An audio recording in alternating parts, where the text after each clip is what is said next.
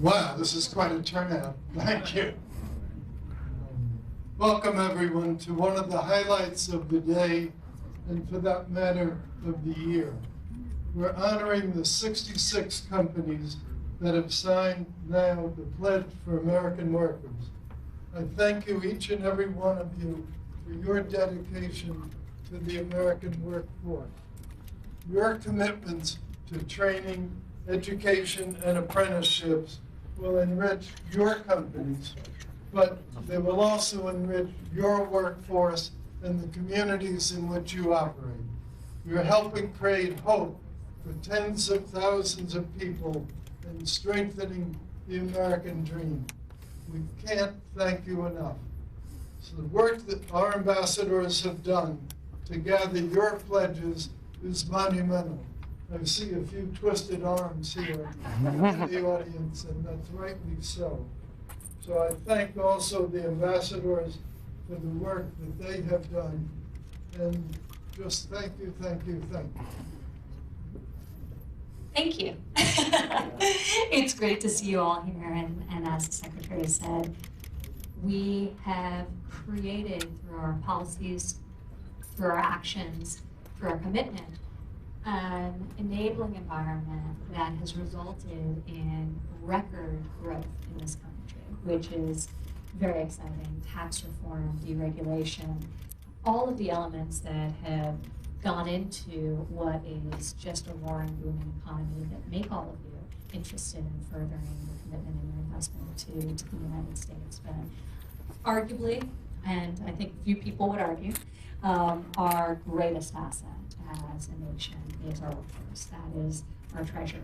And as a government, we are constantly thinking about how we can ensure that we're working with the private sector to be responsive to the skills that the work of the future will require and the skills that the work that's available today requires, and making sure that the American workforce, the current workforce and the future workforce, is equipped with the skills that they need to thrive. So by partnering with us, by signing the pledge today, you are affirming this commitment to the education and training of these amazing men and women and students. And we are grateful for that, so thank you. It is in your interest, in your company's interest, and we all benefit together. So thank you for your investment in the United States, and thank you for your investment in the American workforce. Thanks for being here.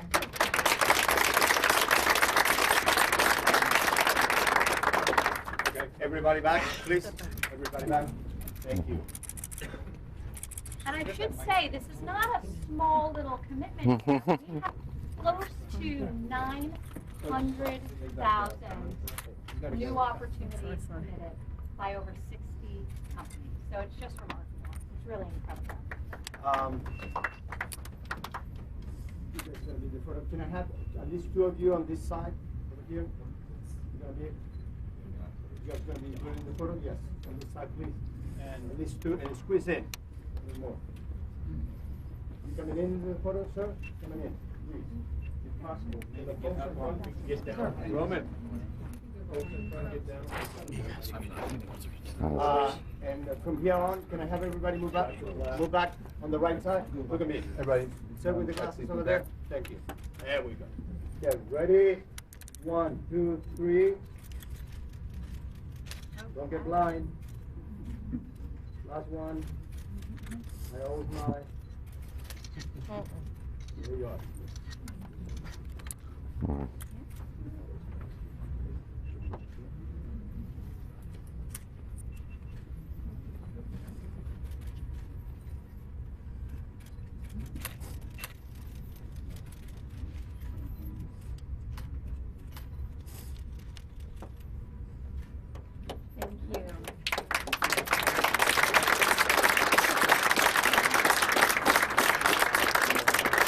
Did you hold up the agreement? That would be great.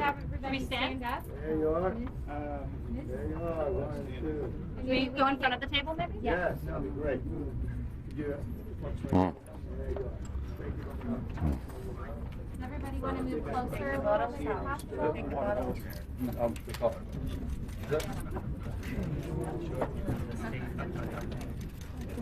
This is the family photo. All right. This is fantastic.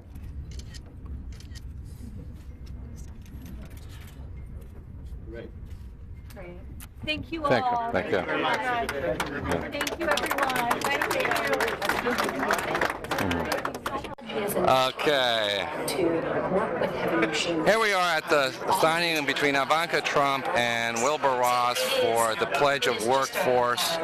Here we have, please introduce yourself, who you are, where your company is, and what is this signing today? Yeah, we have, my name is Herbert Gabriel. I'm the general manager of a subsidiary of an Austrian company that has been in Ohio now for over 30 years. So there we employ about 100 people, and it's been a success story for us. So we are pledging to hire for the next 5 years 5 additional employees. So over the next 5 years we will hire 25 employees, and this is a pledge we signed. And today we get to officially sign it in front of the cameras.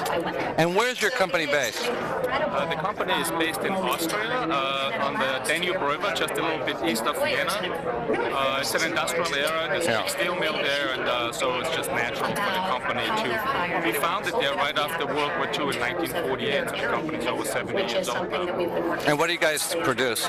Industrial furnaces, metallurgical furnaces, mostly for the steel and the aluminum industries. Little known companies are our customers, but they supply products that you touch every day. Soda can, a lot of the products go into automobile industry, into the automobile industry. Okay. One of the things we've seen is companies, because of the lack of education and the poor quality of American schools, are founding their own charter school. Ohio has a charter school system. One of my guys in Chicago put his own thing on the west side. Would you like to have your own Austrian-based charter school teaching what you learned? I think you said you had your engineering degree at 19 and started 14. So having these kids like learn math, engineering, so they can have a college degree even by the time they're 19 like you. Is this to be something that you... It is certainly a very intriguing idea that I got to do some more thinking about, but certainly we have difficulties in recruiting trained, specialized workforce.